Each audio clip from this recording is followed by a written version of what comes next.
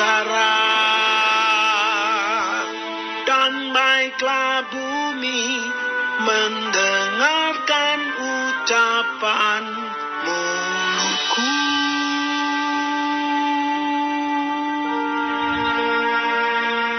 Mudah-mudahan pengajaranku menitik laksana hujan, perkataanku menetes laksana embun.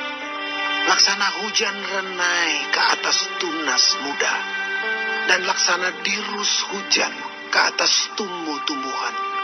Sebab nama Tuhan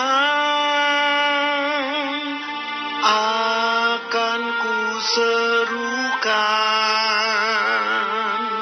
Berilah hormat kepada Allah kita.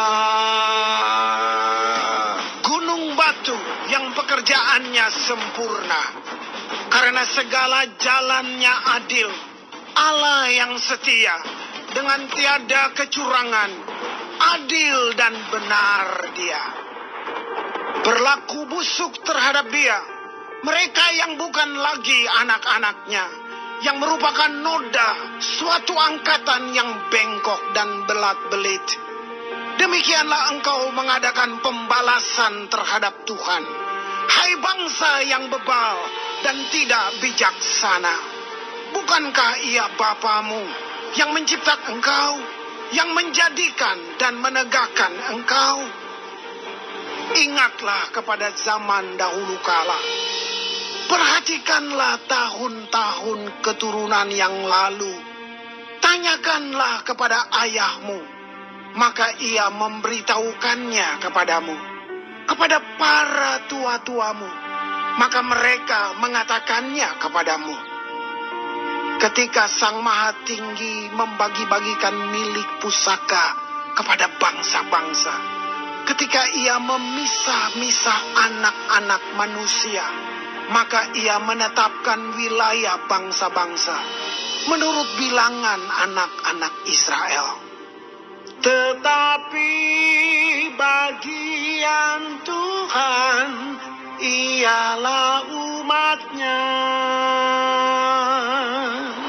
Yakub ialah milik yang ditetapkan baginya.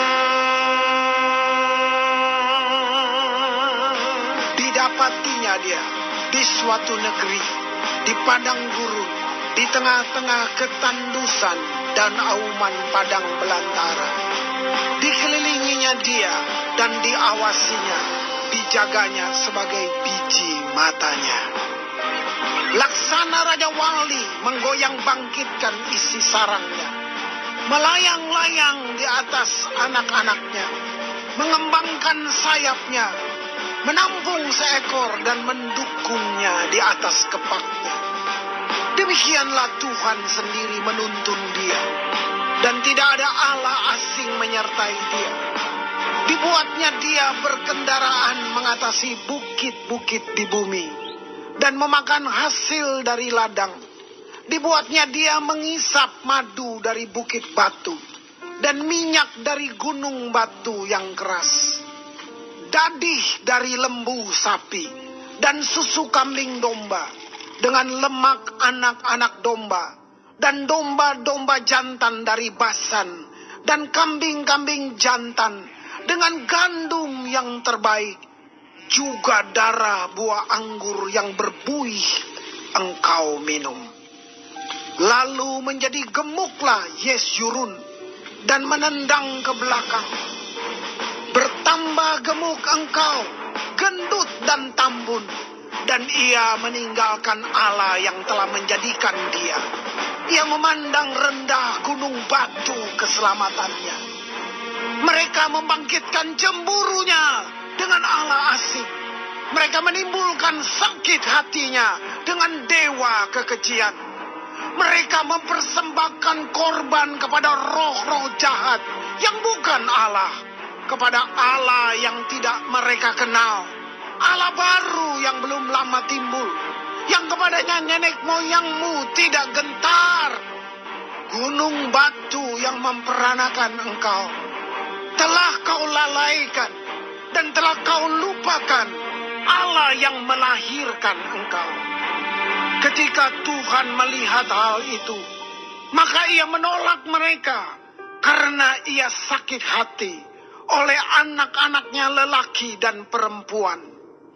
Ia berfirman, aku hendak menyembunyikan wajahku terhadap mereka dan melihat bagaimana kesudahan mereka. Sebab mereka itu suatu angkatan yang bengkok, anak-anak yang tidak mempunyai kesetiaan.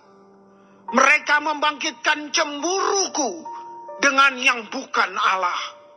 Mereka menimbulkan sakit hatiku dengan berhala mereka. Sebab itu aku akan membangkitkan cemburu mereka dengan yang bukan umat, dan akan menyakiti hati mereka dengan bangsa yang bebal.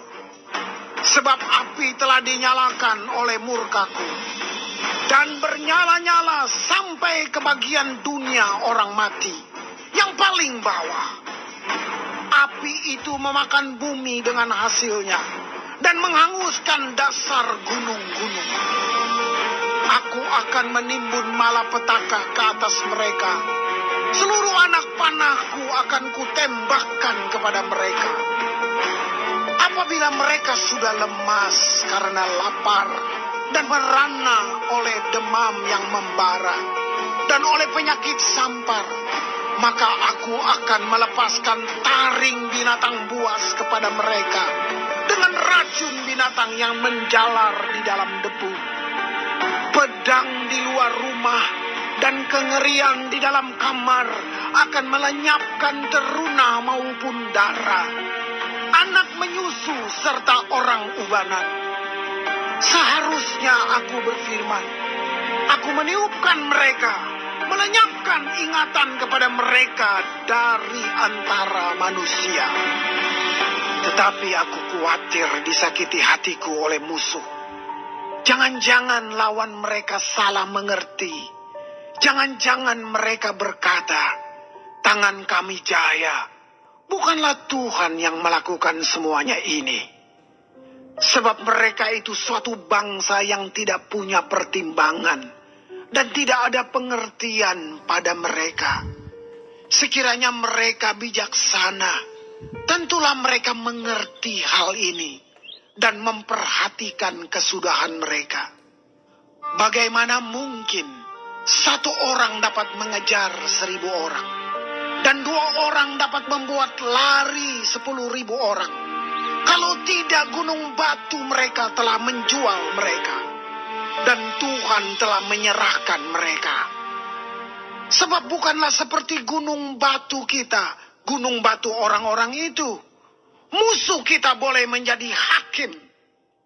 Sesungguhnya pohon anggur mereka berasal dari pohon anggur Sodom dan dari kebun-kebun Gomora. Buah anggur mereka adalah buah anggur yang beracun. Pahit gugusan-gugusannya. Air anggur mereka adalah racun ular, dan bisa ular tedung yang keras ganas. Bukankah hal itu tersimpan padaku, termeterai dalam perbendaharaanku?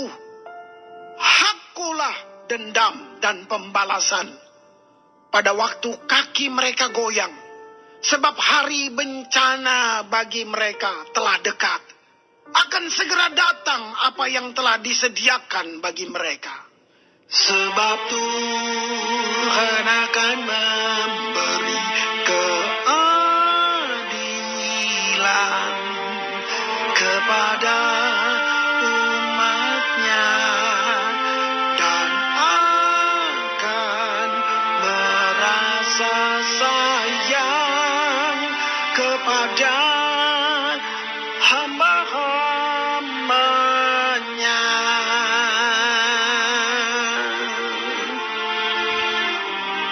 Apabila dilihatnya bahwa kekuatan mereka sudah lenyap, dan baik hamba maupun orang merdeka sudah tiada, maka ia akan berfirman, di manakah Allah mereka? gunung batu tempat mereka berlindung, yang memakan lemak dari korban sembelihan mereka, meminum anggur dari korban curahan mereka.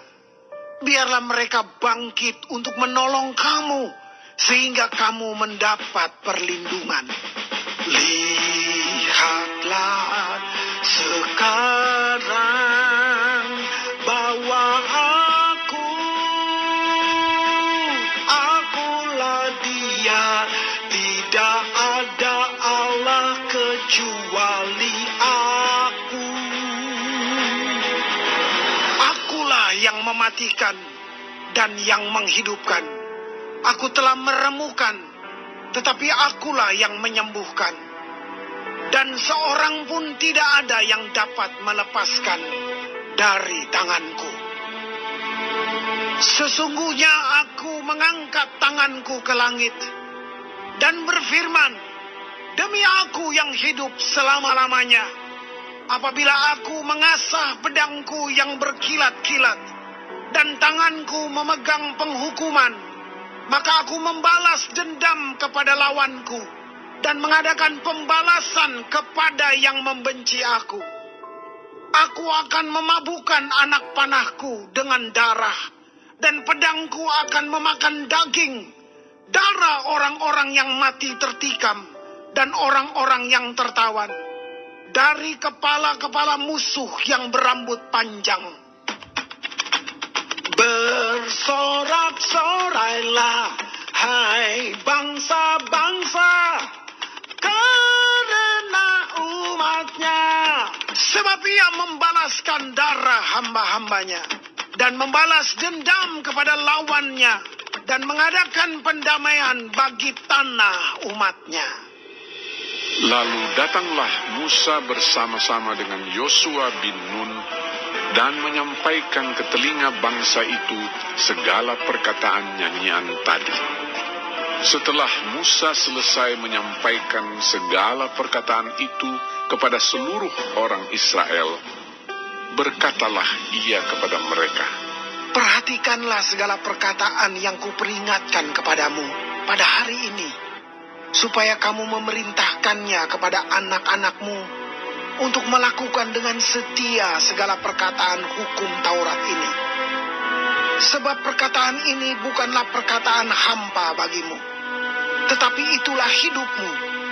Dan dengan perkataan ini akan lanjut umurmu di tanah kemana kamu pergi menyeberangi sungai Yordan untuk mendudukinya. Pada hari itulah juga Tuhan berfirman kepada Musa, naiklah ke atas pegunungan Abarim, ke atas gunung Nebo yang di tanah Moab, di tentangan Yeriko, dan pandanglah tanah Kanaan yang kuberikan kepada orang Israel menjadi miliknya. Kemudian engkau akan mati di atas gunung yang akan kau naiki itu, supaya engkau dikumpulkan kepada kaum leluhurmu, sama seperti Harun kakakmu sudah meninggal di gunung Hor dan dikumpulkan kepada kaum leluhurnya.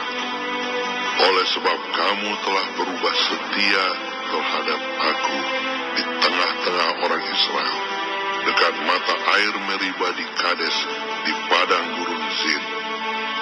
Dan oleh sebab kamu tidak menghormati kekudusanku di tengah-tengah orang Israel, engkau boleh melihat negeri itu terbentang di depanmu, tetapi tidak boleh masuk ke sana, ke negeri yang kuberikan kepada orang Israel.